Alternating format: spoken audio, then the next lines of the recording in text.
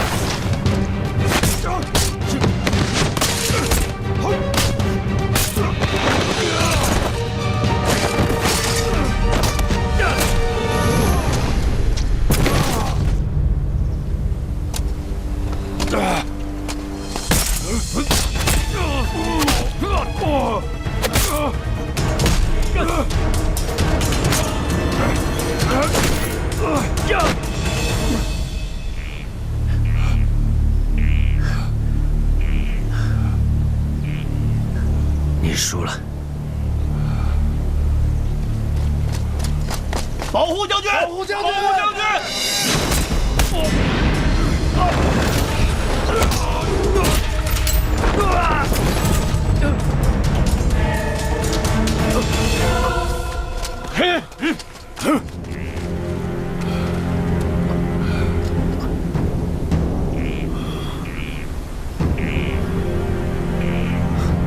我义律从不趁人之危。今日你有伤在身，放你一马。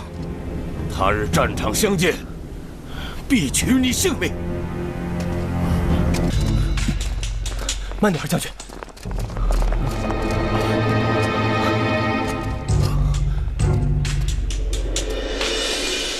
啊，将军伤得这么重，突遭匈奴大将义律，2人执意决斗，谁知牵动了将军的旧伤。啊，快卸甲疗伤吧。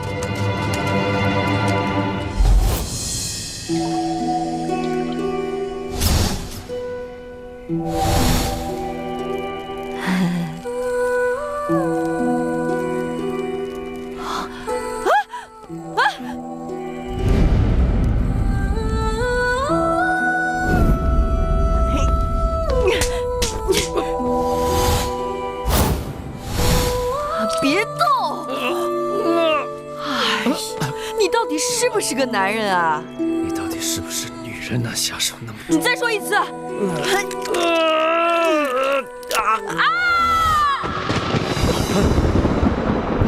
将军，没事吧？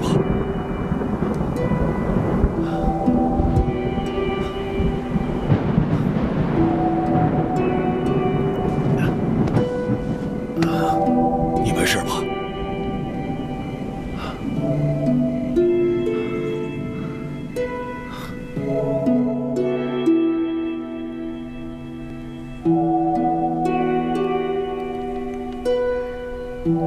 时候用左手固定，然后用右手这样将针刺入，就像我这样。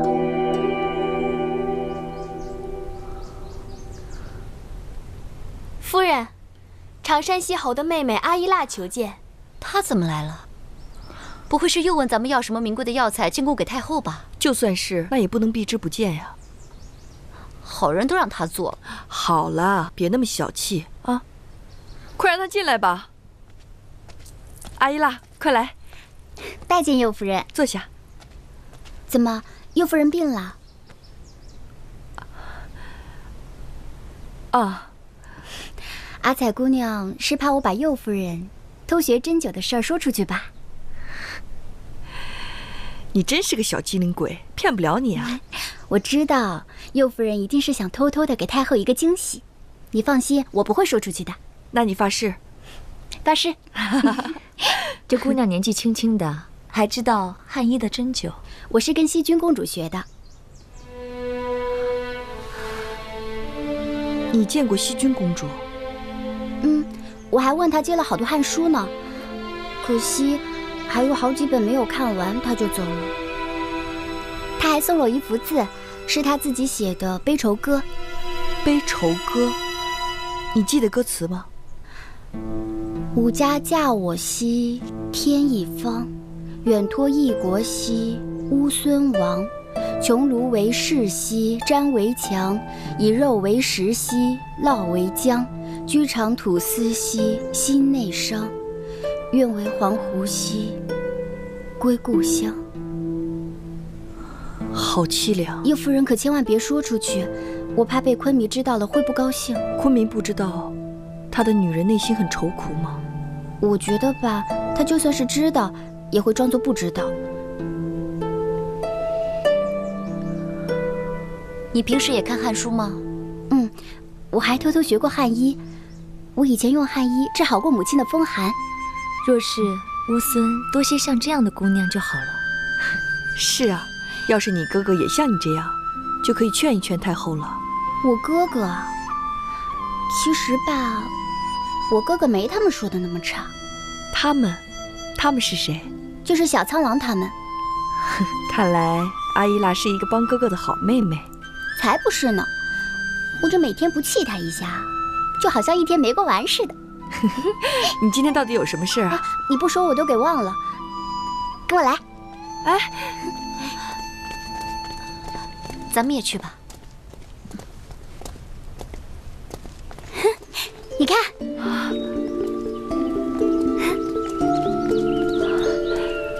啊，西极马，喜欢吗？我养的西极马。喜欢。天马来兮从西极，经万里兮归有德。皇上作诗赞美的就是这西极马。送你了。送给我？这么贵重的礼物，怎么好意思啊？因为你当时把珍贵的药材送给我了呀，免了我被哥哥责罚。当时我还没来得及谢谢你，回去想了想，觉得送给你我们乌孙的西极马最合适了。你这小丫头心思真是细密，谢谢你，我收下了。阿彩、易硕，你们先回去吧。你要去哪儿啊？我要带他熟悉一下我的宫殿。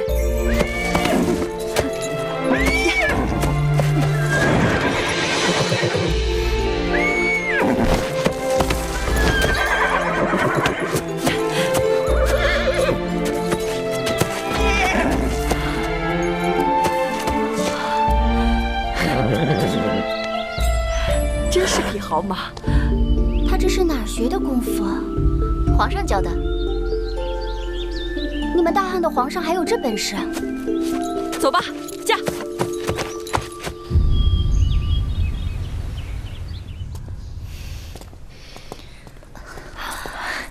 哎，冯姑娘，你怎么来了？公主，你可算回来了。怎么了？出什么大事了吗？左夫人在宫里四处散布谣言，说你让汉医给太后治病是想借机毒害她。你听谁说的？我刚才送医料的时候听他们议论的，所以赶紧过来告诉你。昆明应该不会相信的。昆明有令，从今日起，右夫人搬出寝宫，住木塔长道。木塔长道。木塔长道在哪儿啊？在都城北山后面。都城的北山，冷宫。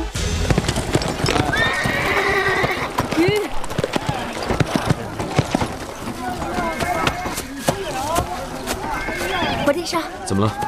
公主出事了。什么？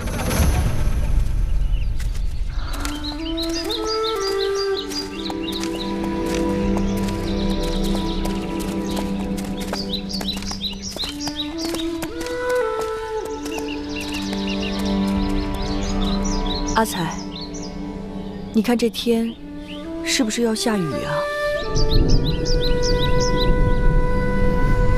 看来我们是躲不过这场雨了。这乌孙的雨季果然是来了。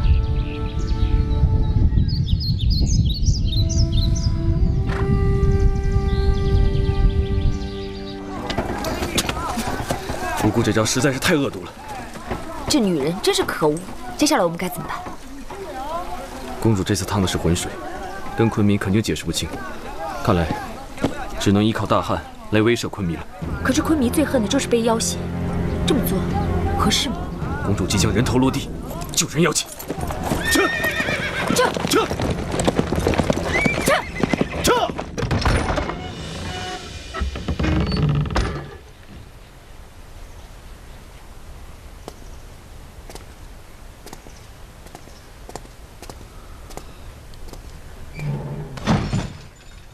解忧叩见昆明。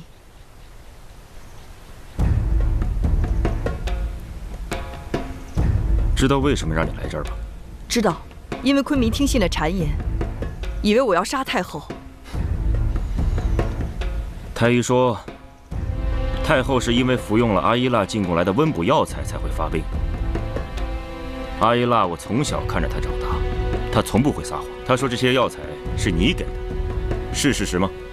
是事实。那你还有什么话可说？我的药材原本是没有问题的，也许太后在服用药材的时候，同时进补了一些相冲的药材，所以才会这样。你是怀疑太后用了20-30年的太医有问题了？我可没这么说。那你什么意思？我乌孙虽小，但赏罚分明，尤其是后宫，更加严苛。如果解忧有意而为之，我甘愿受罚。可是此事蹊跷，还望昆明明察秋毫。不用查了。我告诉你，如果太后有什么3长2短，你就是弑母之罪，到时候就要把你斩首示众，以儆后人。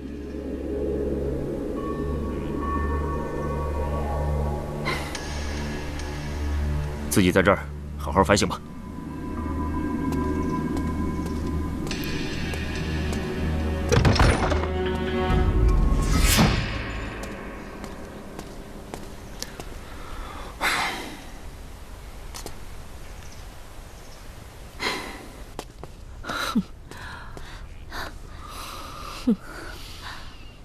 明明就不是我做的，查都不用查，就给我定罪了。解忧，现在怎么办呀？能怎么办？等死。小小乌孙，成婚不到1月，就把大汉公主打入冷宫，岂有此理！传我的命令，整兵3万，挺进玉门关，随时待战，以防公主不测。大人，此事要不要先上奏皇上？我会找个更有说服力的理由上奏皇上。诺。这个雨到底什么时候才能停啊？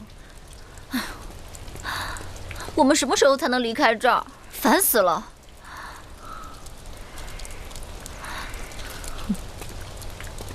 怎么？才3天你就受不了了？你不觉得吗？这儿有这儿的清静。只有你会这么想吧？这可是冷宫啊！我觉得这儿挺好的呀，只有你和我，想说什么就说什么，而且我可以潜心的学习针灸。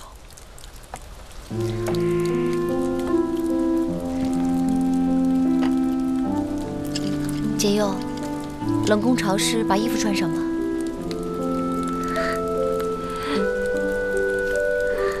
还是阿彩对我好。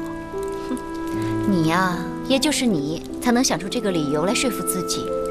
都怪那个阿依拉，你要是早听我的，就不会到现在这样了。不能怪他，你还帮着他说话。阿才，看人要看人的好处，要都像你这样的话，还怎么交朋友？以后你还敢相信谁呀？是，就你善良，就你懂得多，吃亏的永远都是你。吃亏是福。右夫人，右夫人，你还好意思来？我们的药根本就没有问题，到底怎么回事啊？我也想知道到底是谁在汤药里动了手脚。右夫人，对不起，右夫人，让您受苦了。没关系，你怎么进来的？我用迷香把门口的守卫给弄晕了，估计他们1个时辰之后才能醒来。我们赶紧逃吧！哎，坐下。我们肯定不能逃。如果这个时候逃走了，岂不是我们承认做错了事情？我要昆明自己把我放出去，还要给我道歉。道歉？解忧，你疯了？昆明怎么会跟你道歉呢？没有做错事情就是没有做错，有什么可怕的？右夫人，我有什么可以帮你的吗？有啊有啊，你说。你帮我跟易硕要几本医书过来，好吗？这个简单。还有呢？右夫人，其实我心里愧疚得很。没什么好愧疚的。眼下最重要的事情就是治好太后的风湿顽疾，让她不必再受病痛的折磨，昆明就能信任我了。那右夫人，我现在就去找易硕拿医书。先告退了。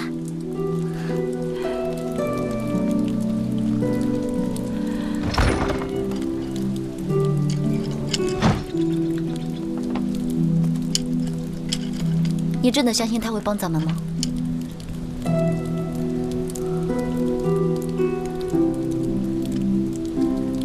我宁可相信啊。太后的疼痛减轻些没有？的确是好多了。看来我父王的药确有奇效。不过，御医吩咐此草药的药力很猛，年轻人还可以，像我这年纪，最好不要连服3日。御医说的是。前几日，大渊给我父王进贡了延年益寿的仙草，我父王让我献给太后。有劳单于还想着我。匈奴乌孙本是一家。太后，昆明来看您了。哦，让他进来。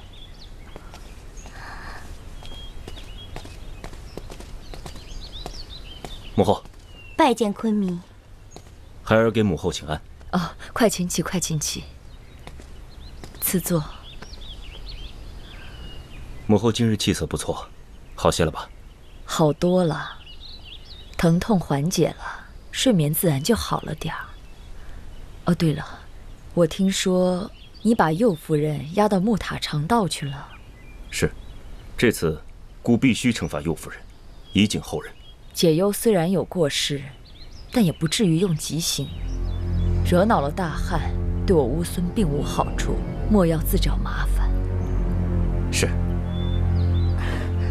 太后宽厚仁爱，虎姑敬佩不已。可是右夫人恃宠而骄，一向轻蔑乌孙，还有谋害太后之嫌，难道太后这都要忍？我身为乌孙皇太后，就要处处为乌孙子民着想，而不能为图一己之快，解一己之恨，谋一己之利，而做出伤害我乌孙百姓的事情。你也要记住这些。你身为左夫人，乃乌孙国母，就要处处为乌孙子民着想。是太后。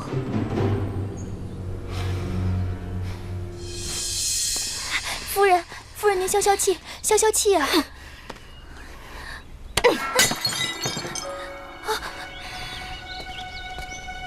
常山拜见左夫人。出去。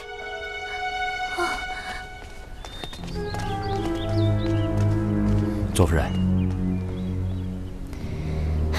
太后不治那个贱人的罪。小侯正是为此事而来。小侯认为，左夫人需要再忍耐些时候。你懂什么叫此消彼长吗？再忍下去，我左夫人的名号都要让给他了。小侯明白，但是夫人现在急不得，咱们现在确实拿解忧没办法，咱总不能给太后下毒吧？下毒？好啊。哎，左夫人，我就是随口说说，这可是大逆不道啊！你话一出口已经大逆不道了，怕什么？给太后下毒，栽赃给解忧，太后死，昆明盛怒，必然处死解忧。乌孙国丧，大汉记仇，一举两得，岂不完美？左夫人，小侯该死，这事儿万使不得，请左夫人三思啊！起来。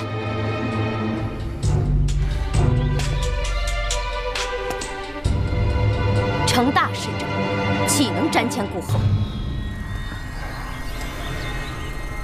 长生，在。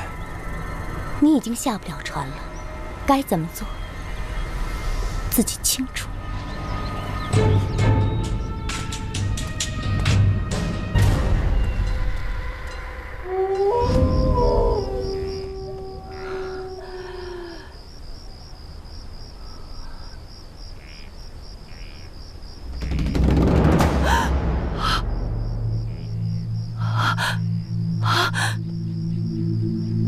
你是谁？你不是宫里打杂的宫女吗？从来没有见过你说过话，你是哑巴？你叫什么名字啊？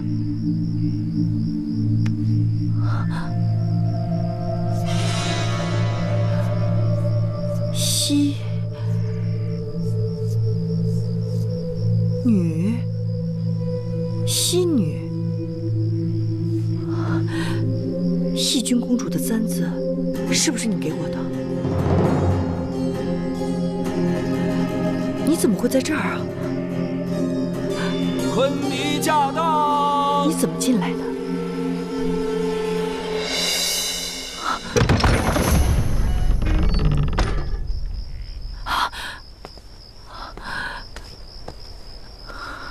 解忧给昆弥请安。乌苏雨季寒冷，怕着凉，保重身体。谢昆弥关心。这是太后让我给你带的话。谢太后关心。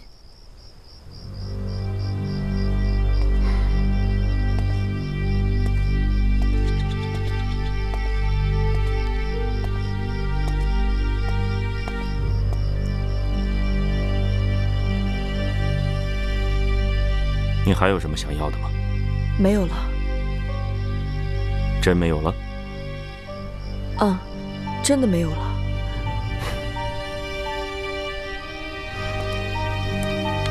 啊！怎么了？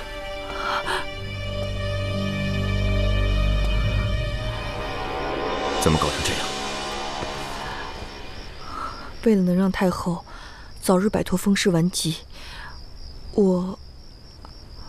我用自己施针，只是为了让太后相信我们大汉的医术对她的风湿疼痛有疗效。我绝无加害之心，请昆弥再给我几天时间，我一定让太后相信我汉医针灸的疗效。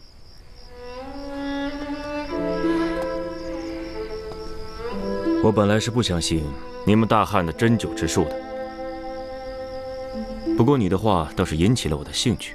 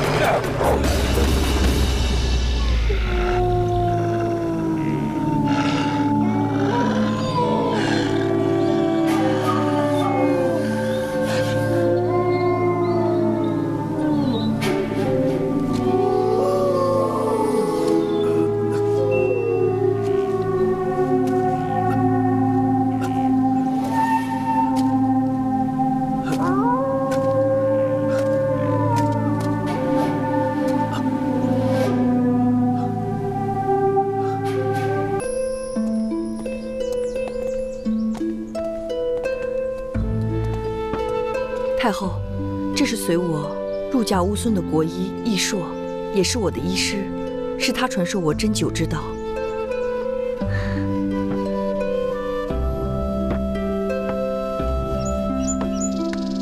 太后不必惊慌，这些都是针灸的器具。来，我先给您把脉。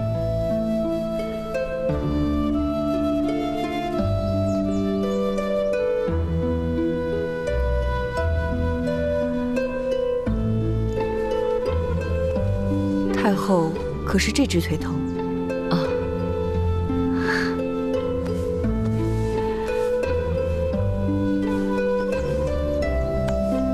等一下，我会在你的足三里和三阴交的穴位下针。下针的时候会有一些疼痛，犹如蚊虫叮咬。不过太后不必惊慌，放松就好。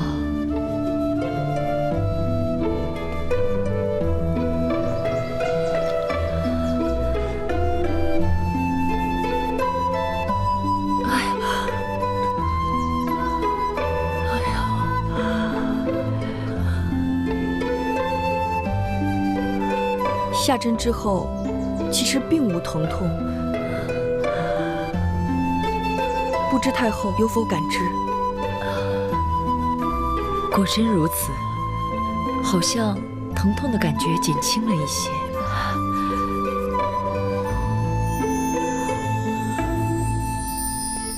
我再下一针。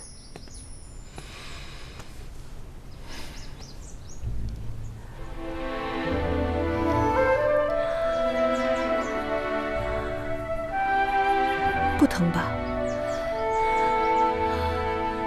纳和雅在，给我拿杯水来。是。进补的汤药，太后可以继续进补。针灸和服药并不冲突。每天早晚2次针灸，每次针灸我会留针半个时辰，10天为一个疗程。相信3个疗程之后，太后的风湿疼痛定能缓解。我以为冒死试1次就可以了，没想到要60次呀！哼，太后这病不能着急，要缓治，每次针灸都能缓解你的疼痛，持之以恒，一定可以根除。言之有理。纳和雅在，赏。不必赏赐了，太后能让我为你针灸，已经是最大的恩赐。我乌孙虽然是小国，但也是礼仪之邦，赏罚分明，这是我的一点心意，你应该收下。还不赶快谢恩？谢太后。这是波斯国王去年送我的红玛瑙挂珠，你作为新嫁之妇，带着红玛瑙喜庆。谢太后。解忧啊，从今天开始，你就住回宫里吧。谢太后恩典。起来吧。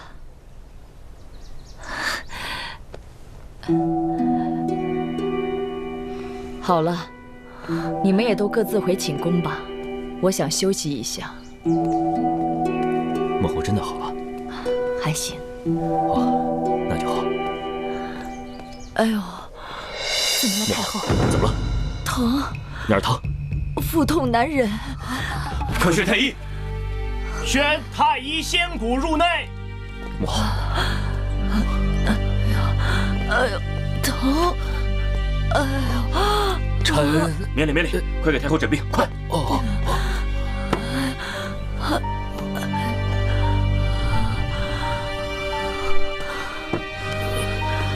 怎么样？回禀昆明，太后乃中了巫术了。若3日之内没有解药，恐怕什么？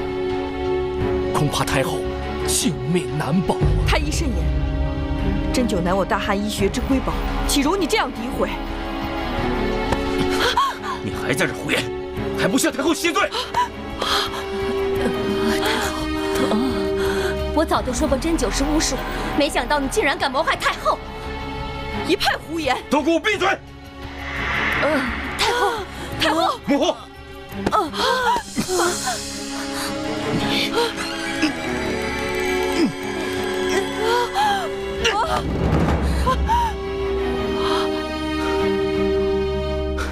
皇兄，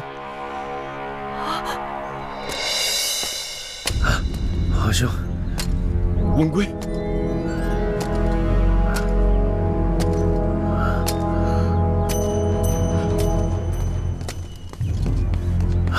文贵将军，将军，文贵，你怎么了？仙谷，臣在。快看文贵怎么了？快！王兄，我在来都城的路上遇到了匈奴兵的伏击，没事儿，各位放心，我还死不了。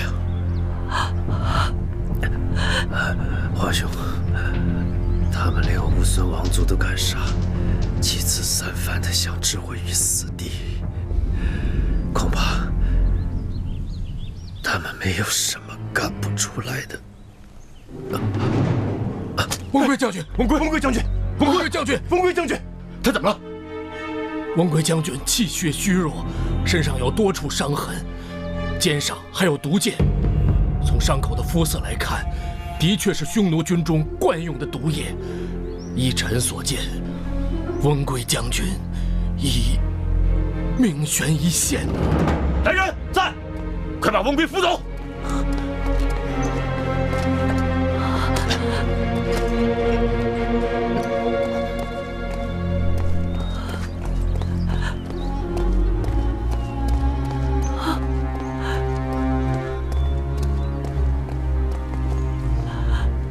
你刚才说太后中了巫术，可有解药？有一种叫做松蕨的草药，只产于匈奴国，非常稀少。知道了，下去。喂，马子，派人去寻找松蕨草，得草者可封侯爷，赏牛羊1000头。喂。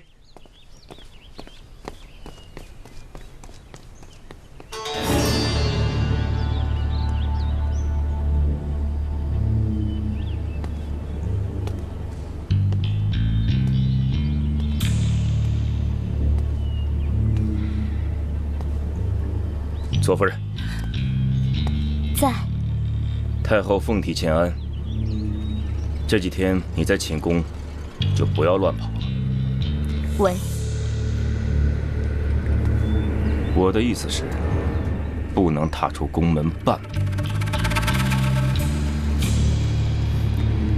虎姑遵旨。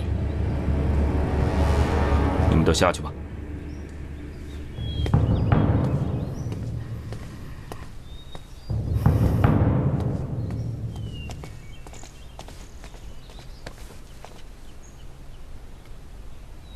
右夫人，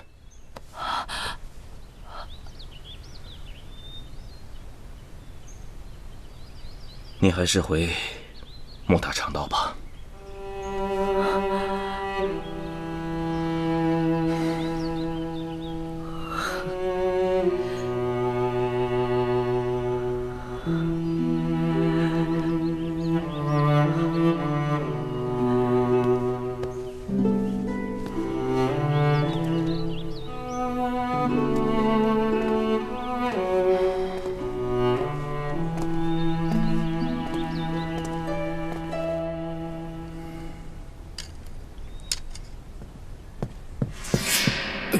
侯爷，怎么样了？他没死。你们到底能干什么呀？求侯爷赐死！别脏了我的家！滚！喂。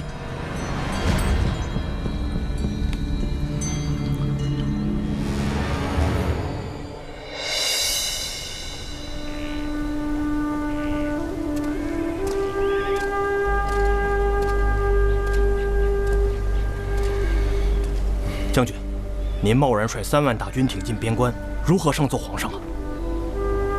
放心吧，皇上已经准奏了。乌孙派出杀将戍边，大元也调遣重兵把关，匈奴更是步步紧逼，虎视眈眈。虽然和亲公主和昆弥已经成婚，但边境的局势依旧紧张。这个时候，皇上也是紧绷着一根弦，不敢有任何的疏忽。此时上奏请兵，挺进边关，皇上自然不会驳回奏请。但愿公主能够福大命大，化险为夷。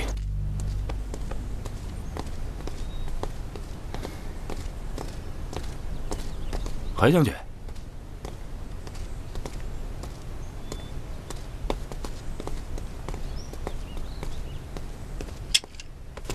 回天沙叩见昆明。想给你们家公主求情啊，别在我这里浪费时间了。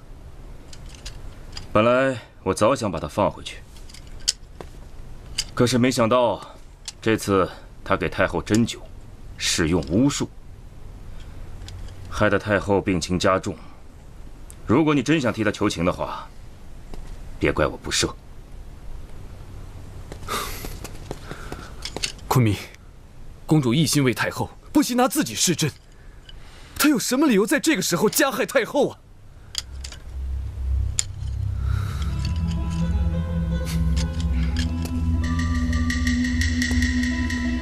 汉朝10万大军现在就集结在玉门关外。如果昆明执迷不悟，执意要杀公主的话，别怪我没有提前告诉你。公主一旦出事，10万大军立刻挺进乌孙，后果不言而喻。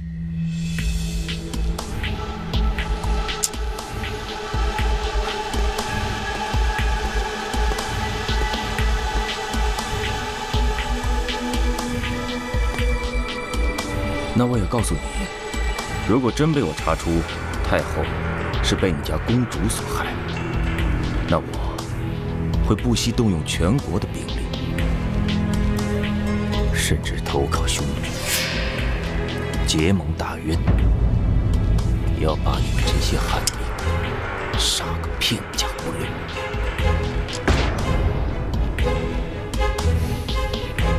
松口！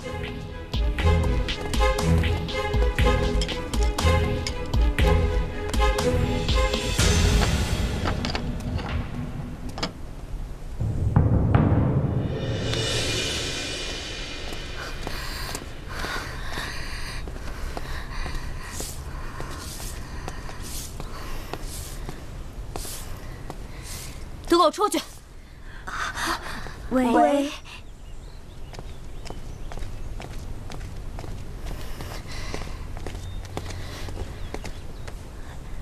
夫人切莫烦躁，昆明也是一时恼怒。你不要再说了。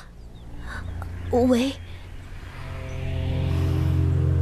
必须拉拢温归，再不拉拢他，就要被他害死。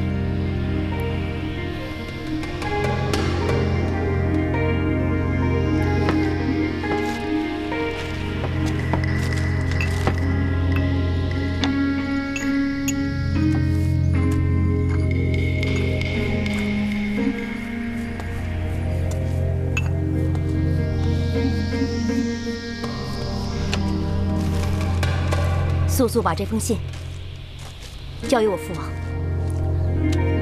喂，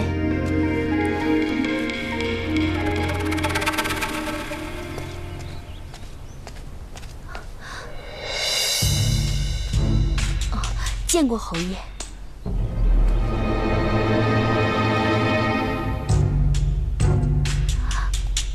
侯爷，这是什么意思啊？信，拿来。这拿来。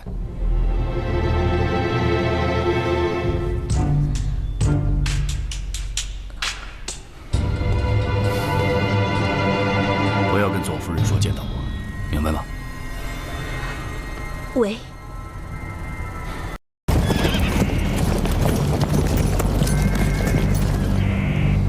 那个就是右部离王。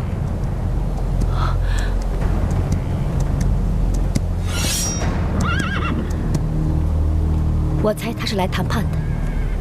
看来到极限的不只是我们。真的要出征了？为了赤骨城，我要去试一试。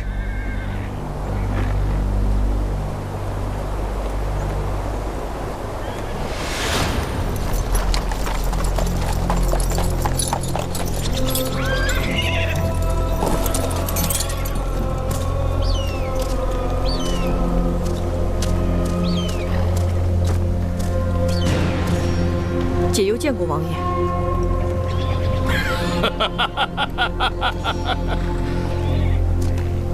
没想到大名鼎鼎的解忧公主是这么个女娃娃。我以乌孙右夫人、大汉和亲公主之名前来和谈，王爷却如此傲慢，这就是你匈奴人的诚意？和谈，那不过是你一厢情愿罢了。看我5万匈奴大军兵临城下，你那小小的赤谷城，我挥手可破，拿什么跟我和谈？好在我们大单于悲天悯人，放你乌孙一马，快快开城投降。解忧就是要告诉你，赤谷城不会投降的。你说什么？赤谷城不会向任何一个人投降。不过大王要是肯退兵的话，解忧倒是有一份大礼可以送给你。如果不投降，那就没得可谈了。哼，解忧告退。等等，您不是不想和谈吗？本王只是好奇，你要送本王一份什么样的大礼？有可能退兵吗？我领大军至此是为3件事：一，赤谷城投降；二，诛杀谋篡者；三，交出你和常山。做到此3件事，我匈奴大军立刻退兵。王爷的条件解忧明白，只是解忧不知道，王爷攻打赤谷城，你手下的5万精兵还剩几成？小姑娘，你什么意思？本王带兵攻城是折损了些兵将，但对付你那小小的赤谷城还是绰绰有余的。小姑娘，纵然你身后有几千汉军，挡得住本王吗？解忧不才，但数数还是会的。自王爷攻打赤谷城3天以来，手下将士折损不止1万把。我赤谷城岿然不动，现在又有汉军援助，不知你拿下赤谷城还有几成把握？据本王猜，你赤谷城粮草不过10日，现在还需供给汉军，饭都吃不饱，你拿什么跟本王打仗？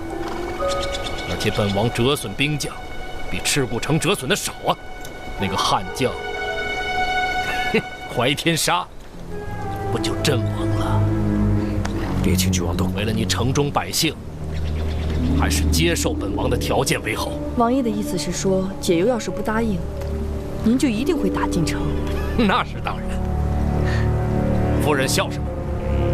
解忧知道，匈奴军队善战，但是我乌孙的健儿和大汉的将士绝不会甘受屠戮。如果你一定要打，即使赤谷城烧成一片焦土，我们也不会坐以待毙。也许赤谷城真的会陷落，但是我保证，你得不到一个俘虏，而你的军队会在赤谷城下全军覆没，死无葬身之地，只够苍鹰和野狼分尸。从此以后再也回不到匈奴的草原，岂不可悲？不过解忧也不希望这样，所以才会跟大王提出送你一份厚礼。讲。解忧愿意停战，让你们回到匈奴，而且我可以保证，乌孙和大汉的联军绝不从后追赶。夫人，我带大军至此，岂可如此退兵？王爷，您在这赤谷城下消耗着粮草、军器，还有所剩不多的补给，马上就要入冬了。难道您希望您和您的部下在这城外度过寒冷的冬天？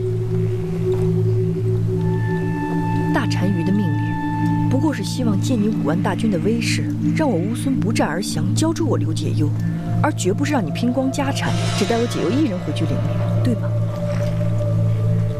只要你肯撤兵，我会让汉军后撤30里，让你们安全地回到匈奴。夫人，倘若我退兵，与大单于处，当如何交代？解忧不会让你空手而回。你忘了，我有一份大礼要送给你。什么大礼？常山西侯。常山？对。常山多次加害于夫人，夫人你能放他回家？跟我赤谷城相比，常山西侯的命一文不值，你尽可带他回去。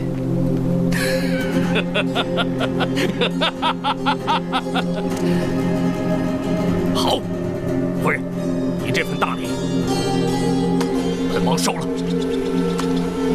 王爷深明大义，解忧感激不尽。但是夫人，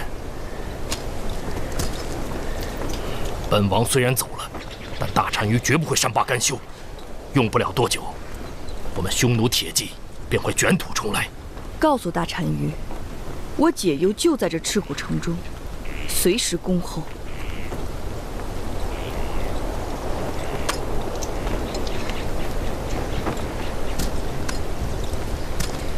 走。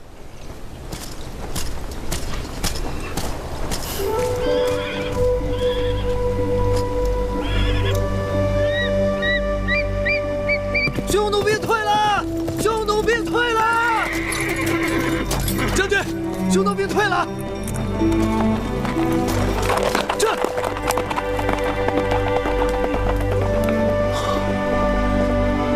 退了，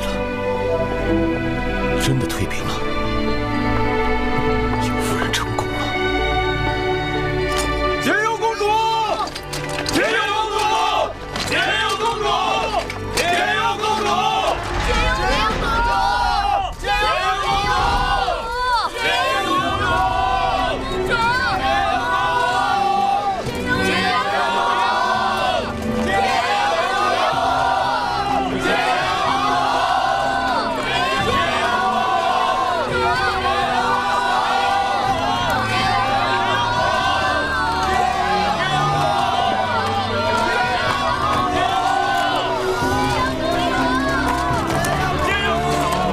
殿下，昆明他……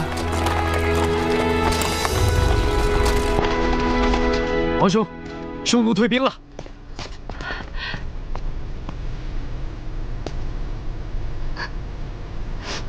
昆明，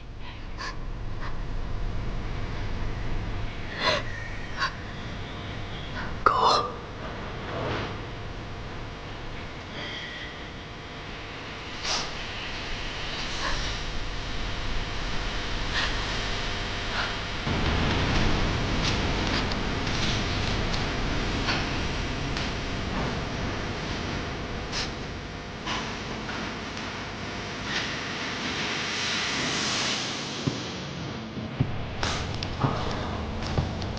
殿下，昆明怎么样？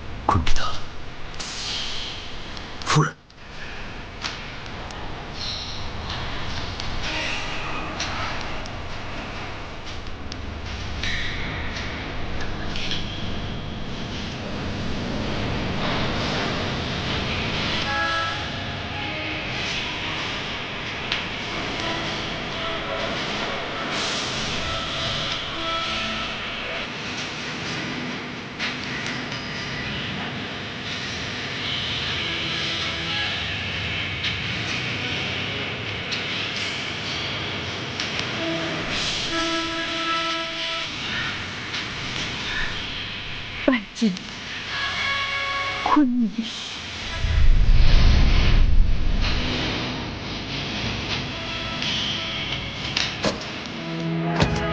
拜见昆明。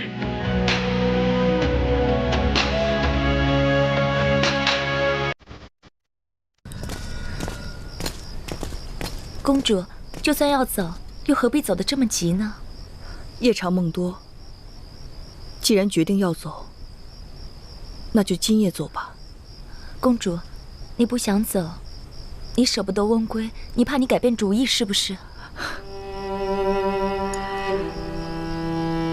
这块玉佩，麻烦你帮我转交给温归。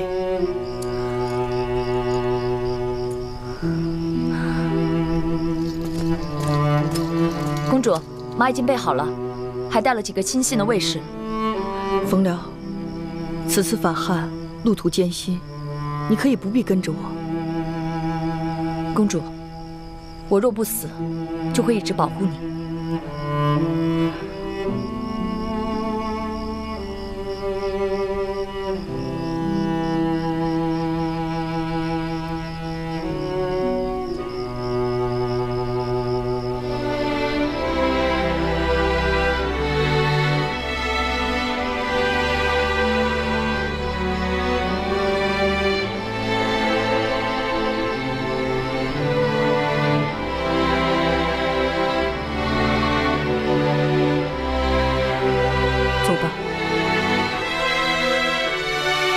我们回家。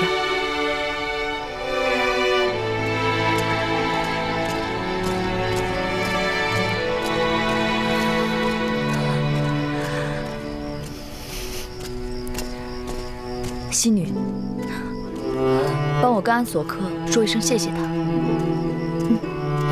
好，再见，保重。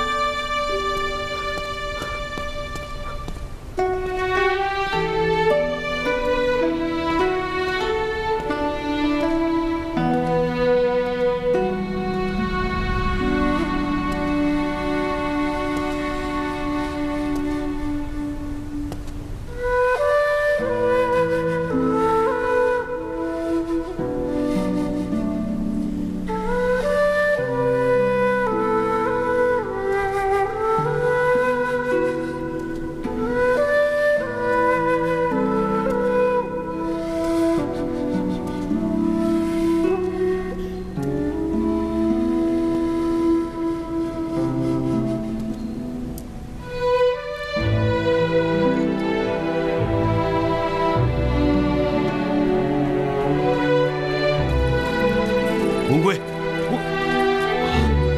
昆明，你怎么能当着满朝文武突然就跑了？这么说，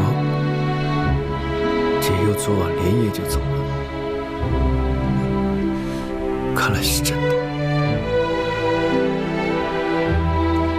怎么这么快就走了？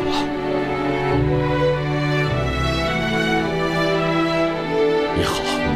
他走了，你就可以一心一意的为乌孙。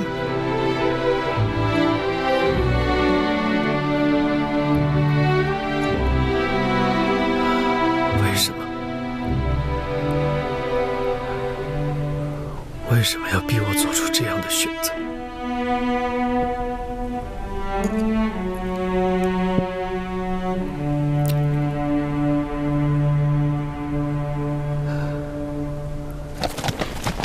当年我来西域的时候，也是这样的季节，周围的草木和那个时候一模一样。不过来的时候我是向西，现在却是向东。路可以往回走，人生却不能重来。来到西域，后悔了吗？若是后悔，这一生有太多的事情要后悔了。如果没有遇见温归，没有暴露玉佩的身世，没有被皇上选为和亲公主，你说的对，人生没有回头路，也不应该后悔。如果真的要面对的话，我宁可笑着面对。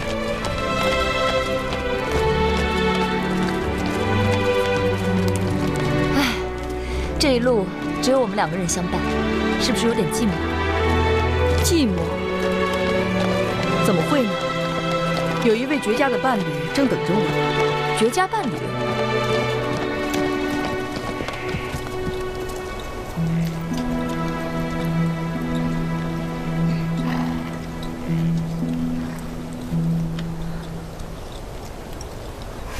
粉姑娘，干嘛这么看着我啊？姐姐，你真舍得王子尼吗？妹妹，现在的乌孙是温归的天下。我若是不走，别人岂不是会说我想母凭子贵，把持朝政？再说，我相信温归会把你当成亲生儿子的。可是离开了乌孙，你打算去什么地方呢？现在还没有打算呢。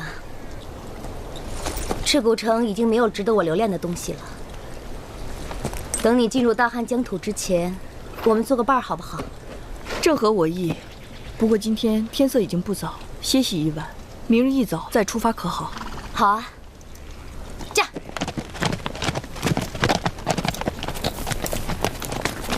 啊！之前2个人恨之入骨，现在这般亲切。哇，女人太可怕了。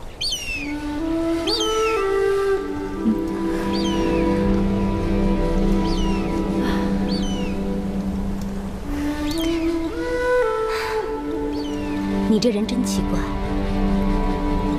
哪里奇怪了？现在昆明已经不在了，你大可以跟温归成婚，共同治理乌孙。可你倒好，在这个时候偷偷跑回汉地。我不能留下来。难道你不想陪在他身边吗？想。很多事儿不是你想就可以的。现在乌孙的昆迷是温归，如果我是你，为了自己心爱的人，抛下一切，在所不惜。再说，昆迷都不在了，你还要跟我抢他呀？姐姐，你我已经不是敌人了，可我一人说不过你。这么跟你说吧，这是我的选择，我也只能这样选择。即使心里再疼，也只能做这样的选择。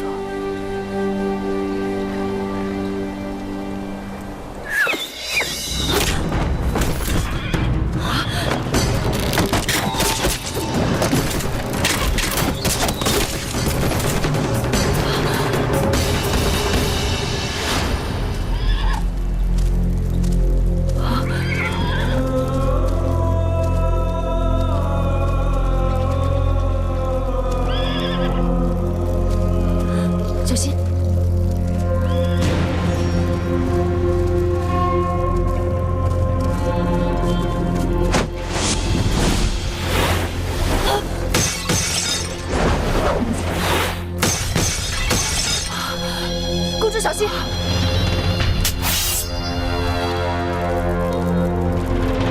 没想到我又回来了吧？这么多年，我一直在经营乌孙和匈奴的关系，眼看就大功告成了，没想到最后却毁在你们手里。为此，我失去了心爱的妹妹，失去了单于对我的信任，所以。今天你们谁都别想活！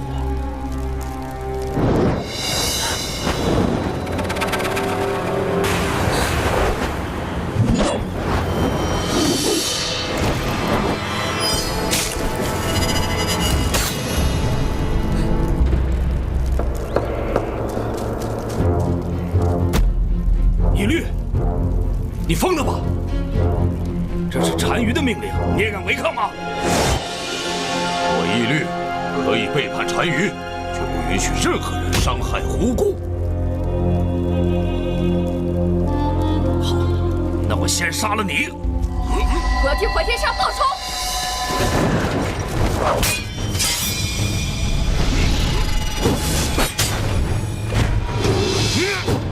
公主，快走！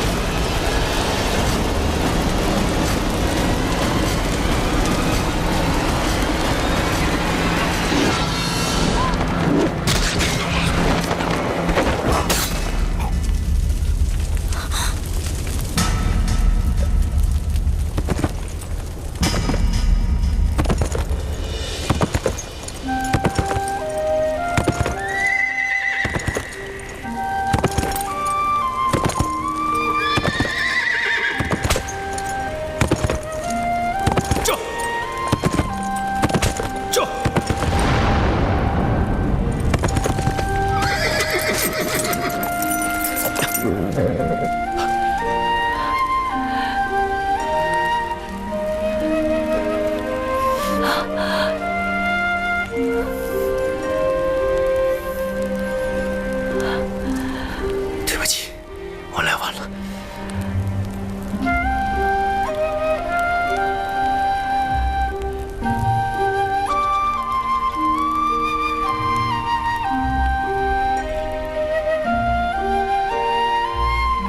好了，咱们就此别过吧。不知姐姐会去何处啊？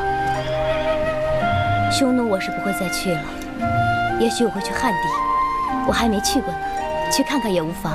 去汉地，真是太好了，也许我们还能再见。看缘分吧。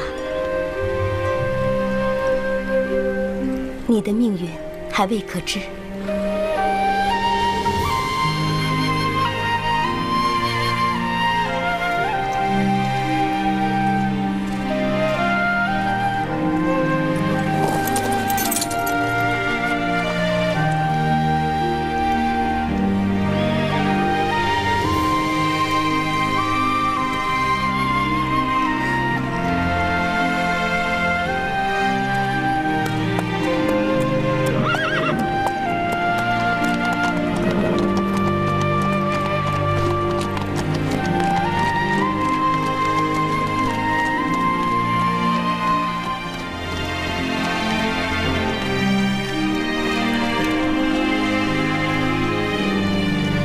冯辽，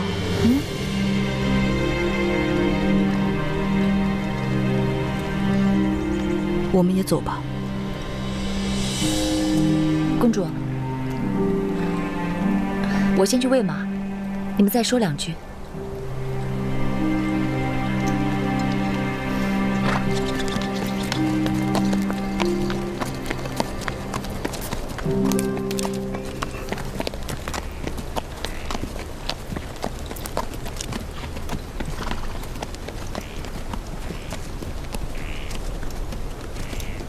你真的要走吗？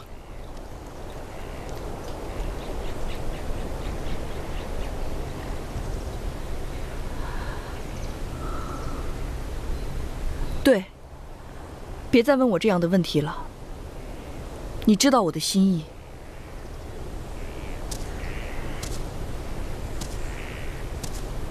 那好，那我便不要这乌孙昆弥之位。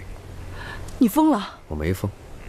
相比起这个乌孙昆弥之位，我心爱的女人更需要我。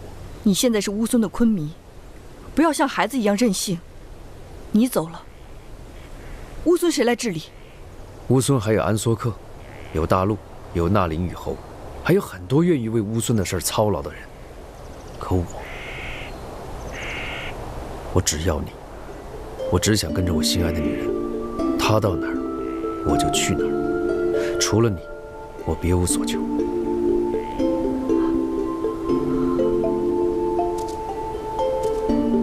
即便是你不要我，我也会跟着你。你知道，你甩不掉我的。